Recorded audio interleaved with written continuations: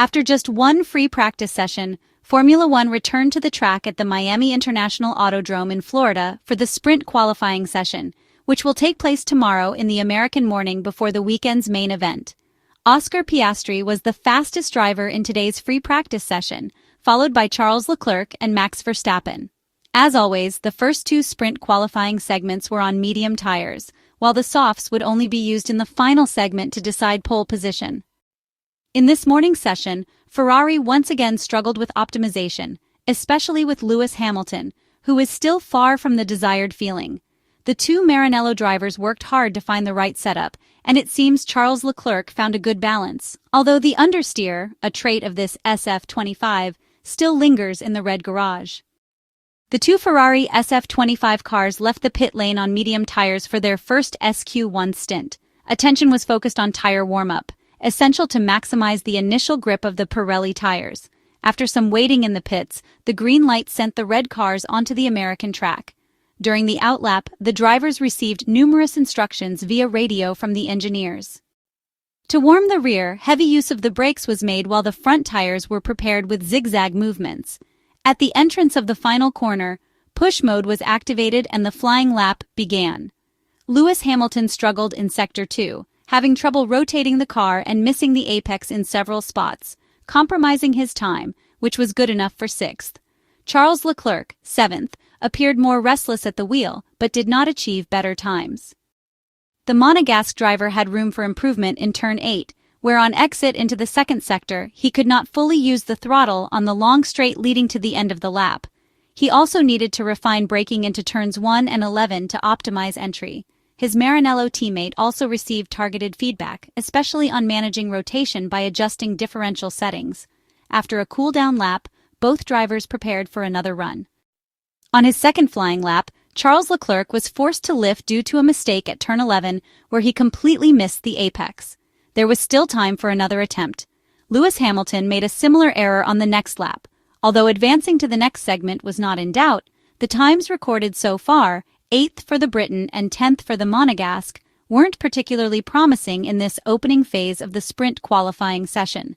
Many drivers misjudged their timing and were eliminated. Lance Stroll, Jack Doohan, Yuki Tsunoda, Gabriel Bortoleto, and Ferrari Driver Academy member Oliver Bearman could already take off their helmets. The best time was set by George Russell, ahead of Kimi Antonelli. For the second session, medium tires were used again, this time a fresh set. SQ2 was expected to be smoother thanks to a less crowded track, eliminating the traffic issues encountered earlier. Special attention was paid to tire warm-up with a more aggressive approach. The Ferrari 06615 engine revved up, push mode was activated, and the run began. Lewis Hamilton was the first to go for it. In the Sector 1 sequence, he was not flawless, though he managed to minimize the damage on the ideal lines. Still, he needed more between turns 2 and 3, as the final time wasn't competitive. Charles Leclerc did better, though with several mistakes throughout the lap. At the start of Sector 1, he over-rotated, forcing himself into a noticeable double correction, costing around 0.2. At turn 11, the Monegasque driver ran long, missed the apex, and gave up more time. An error he immediately admitted on the radio, saying he had braked too late. It was noted the tires were not fully in their optimal operating window. On the following lap, the overall time improved, but in turn 17, Charles Leclerc struggled mid-corner, running wide and compromising the exit with less effective traction.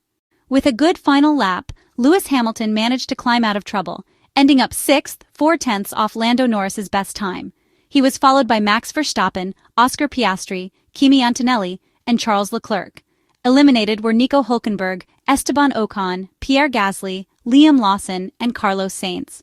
For pole position, a fight between the McLaren MCL 39 cars and the 4-time Formula One world champion was on the cards. But with the softs, we could see a different picture. In the first few minutes, only Max Verstappen and George Russell took to the track. The Briton shaved off 0.9 compared to his SQ2 time using soft tires, securing a very provisional pole position, while Max Verstappen couldn't improve much on the red tires and was nearly 0.3 off the Mercedes driver, though running with more fuel. 3 minutes into SQ3, both Ferrari SF25 cars took to the track, this time on Pirelli softs. Getting this compound to work proved more complex, requiring a more delicate process to reach optimal grip, essential to extract maximum performance. The drivers received many radio instructions on managing track position and warming up the tires, but used a more gradual approach. The Ferrari drivers' 2 runs once again highlighted existing issues: limited rotation on entry, an unsettled setup, and complex tire management. Despite their efforts, Charles Leclerc finished about 3/10 off the best time, a small margin, but only enough for 6th. Lewis Hamilton did worse, finishing 7th with over half a second gap to pole position. The first qualifying session ended with Ferrari left feeling like they had not fulfilled their potential and still had much work to do to close the gap to the best. Pole went to Kimi Antonelli. The young 18-year-old secured his first big moment in Formula One and will start tomorrow's sprint race in Miami from the front. It is only a mini race, but it's a huge performance from the Italian. The Mercedes driver sensationally secured pole position in the sprint race of the Miami Grand Prix, the 6th round of the 2025 Formula One World Championship, as the young driver makes history by becoming the first Italian to claim pole position in a Formula One sprint race. An extraordinary lap, not for a specific section, but for its overall execution. Andrea Kimi Antonelli's sprint pole becomes even more valuable when considering that George Russell qualified 5th, behind Max Verstappen, and over 3/10 adrift. While Italy celebrates Kimi Antonelli's achievement, there is little to smile about for Ferrari. Charles Leclerc finished 6th, 3/10 behind, while Lewis Hamilton placed 7th, over half a second off the pace of what was his car, until the end of 2024, confirming there is still a long way to go for the Maranello team. It is worth noting that Charles Leclerc's track position was far from ideal in his final run in SQ3. This had a significant impact on his first sector, where he lost about 2/10 compared to Max Verstappen due to a late pit exit. The rest of the lap was not flawless either, but the final time could have been comparable to the Dutchman's if not for that early issue. The magic that worked for Lewis Hamilton in China no longer worked for the Maranello team, which has slipped to 4th place. The Monegasque did his part, and the 7-time Formula One world champion finished 7th, just 2/10 behind his Maranello teammate, signaling that he is closing the gap to Charles Leclerc. The British driver still needs more time to understand this red car, which is more complex than expected. The Ferrari SF25 single-seater showed decent performance in the fast sector, but was slightly more on the limit in the middle sector, especially in the very slow section, where mechanical difficulties seemed to weigh in. However, this is also where the driver's skills could make a difference in a single lap, as was the case with Kimi Antonelli this time. The sprint race at the Miami International Autodrome in Florida on Saturday promises to be interesting once again and should reveal the base setups that various teams have approached the Miami weekend with.